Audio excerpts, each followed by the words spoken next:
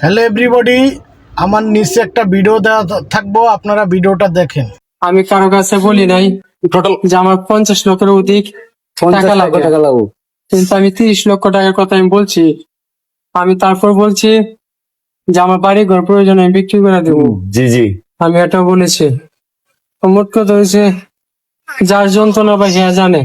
অবশ্যই। আমার কাছে যদি গোটা বাংলাদেশ আমার সম্পদ হয়, আমার জীবনের বিনিময়ে আমি কারো কাছে গোটা বাংলাদেশ বিক্রি করে দেবো।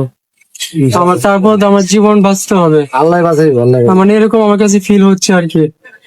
তবে আমার জন্য সারা দেশের মানুষ অনেক কান্না করতেছে, তাই আমি মনে করি গোটা দেশের মানুষের চোখের জল, গোটা দেশের মানুষই তো দেশের সম্পদ।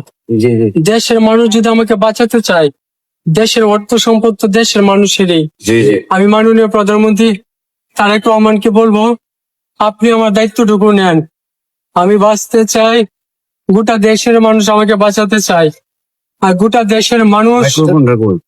দেশের মানুষ যদি দেশের সম্পদ হয়, সেই সম্পদ থেকে আপনি আমাকে বাঁচান। সেই সম্পদ থেকে বিন্দু পরিমাণ কিছু টাকা দিয়ে আমাকে বাঁচান। আমি বাঁচতে চাই। ভোটার, পাসপোর্ট এগুলো এখনো করা হয় না, করবো বলে আর শরীর মানে না, বের হই না।